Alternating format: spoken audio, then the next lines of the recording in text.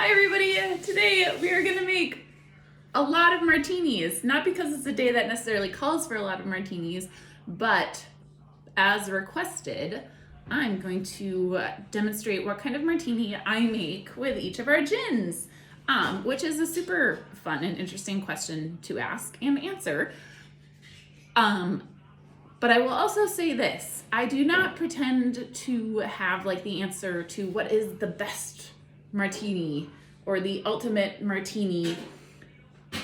Unlike with some cocktails where I feel very strongly there's like a correct ratio and you should do it XYZ way, with martinis, I feel that there is a lot of leeway and necessity for personal preference with regards to the ratio of gin and vermouth and what your favorite type of vermouth is and everything like that.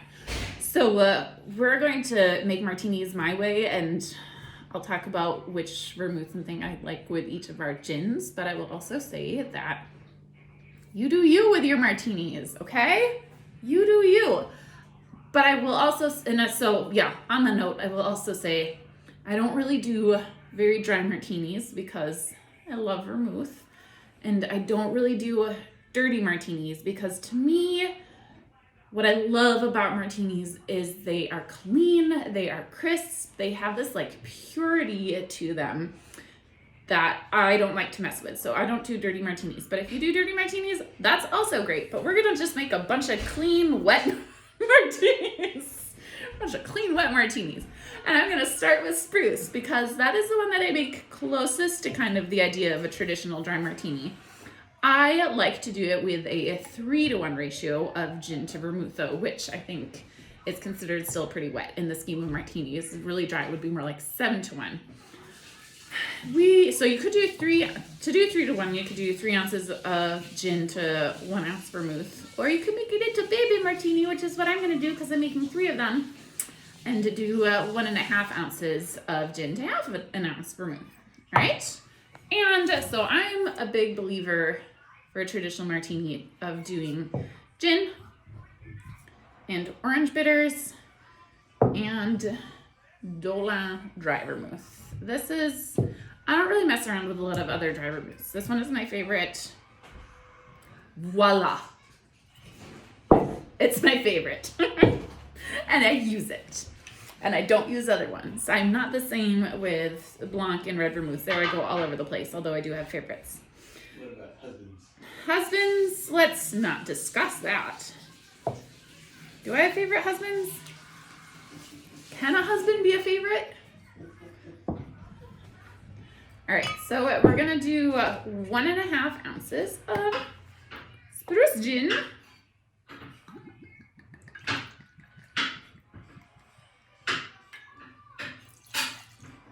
Oh, I put in 2 dashes of orange bitters. I didn't even talk while I was doing that. Talking's hard. 1.5 ounces of Spruce Gin and 1/2 ounce of Dolin Dry.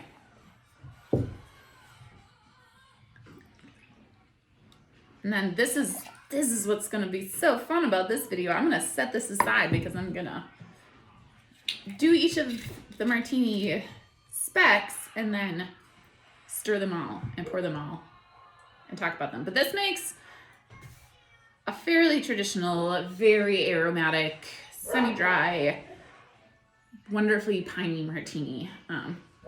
Yeah. If I want a traditional martini, I want it to be piney, and so I use the Spruce.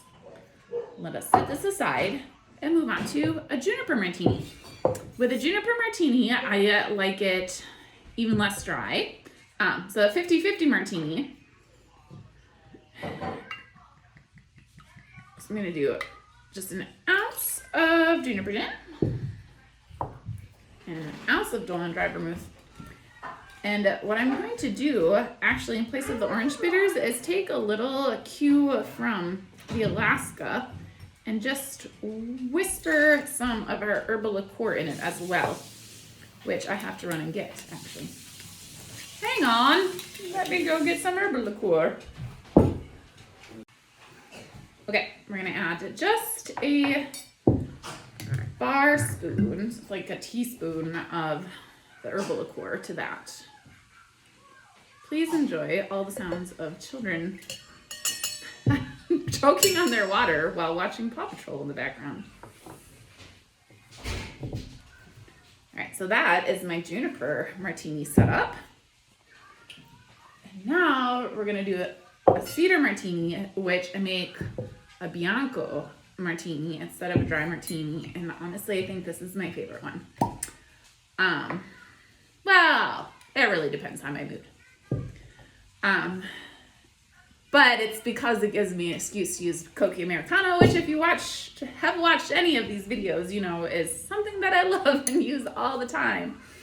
And so that's probably why I love this. And I love Cedar. I love all of our gins though. So, and any of these setups you could use. No, I'm not going to say that, but I will say Cocchi Americano is good with any of our gins. So you could do this particular recipe with any of our gins and be astounded by the delightfulness. So this one I'm going to do 2 to 1. It's almost more like a Manhattan ratio. 2 ounces of Cedar Gin. Right? Nope, I take that back. We're going to do 2 to 3/4. I don't want it to be too sweet. As I said, martinis are particular, and I vary them with my mood. And I spill all over this nice tablecloth my sister-in-law gave me. Sorry, Maria. It's a really good tablecloth. I'm sorry I'm getting spills on it. All right, so I'm doing today, because of my particular mood, I'm doing 2 ounces of Cedar Gin and 3/4 ounce of Cocchi Americano. And I am going to put in a dash of orange bitters. So now, let's line these up so I can keep track of them. Cedar. And I'm going to stir them. Oh my God, this is a catastrophe. Now I'm going to stir them all with ice for 20 seconds each before streaming them into a coupe. Let me go get some ice. If I had more than 1 bar spoon, I could try to triple or at least double stir, but I had my 1 bar spoon, so we're going to do these one at a time.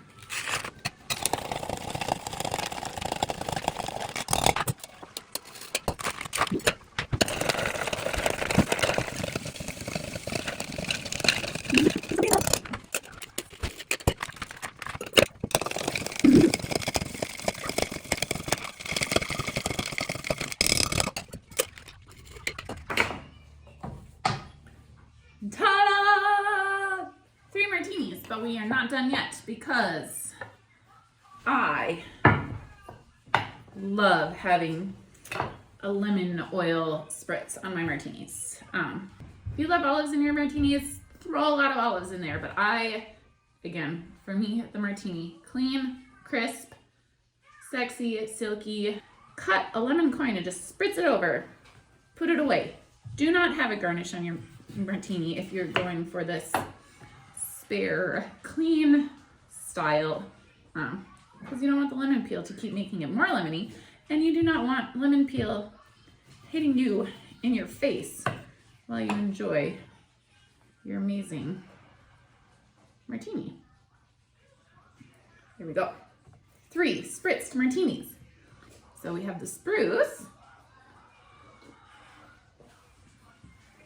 which is very clean and herbal and aromatic, but just like, I'm gonna say the word clean a million times. They're just so clean, delightful. I used to not be a martini person, and then maybe due to the chaos in my life, there was something that made me want to like paint many of my walls white and drink really clean, beautiful martinis. The Juniper martini, also, it's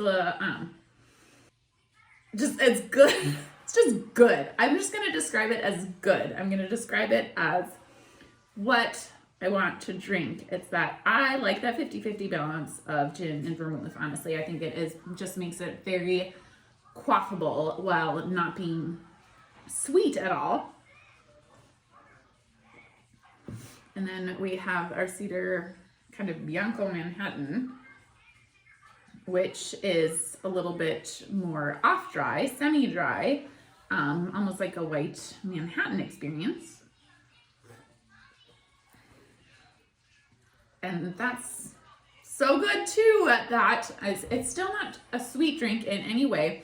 It's just a little bit off-dry. It has that wonderful, gentle citrus aroma from the Cocchi Americano that works really nicely with any gin of ours, but really especially with the kind of earthier tones in cedar. So I like that a lot. And now, instead of a 3 martini lunch, we have a 3 martini video. But they're baby martinis. One of my favorite things to do actually is just make like tiny martinis, like a total of 1 ounce. So like 3/4 of an ounce of gin and 1/4 ounce of vermouth, and have just a teeny weeny martini while I'm cooking. And martinis are also one of my favorite drinks to batch, because you can mix your gin and vermouth and dilute it with about 20% of the volume that you're mixing of water. Put those together, just stirred really gently, and stick them in the freezer, and you get this like ice cold, super silky, balanced, awesome martini that you pull out of the freezer. You have a whole bottle of martini that you can just pour to order for yourself, or if someday we can have friends in our houses again, or outside. Martinis are an any season drink. So there you have it. Those are my feelings about martinis. That is how I like my martinis. How do you like your martinis? I'm interested. What do you do? Try mine. Tell me yours. I'll try yours. It's a martini party. Yay. It's cool.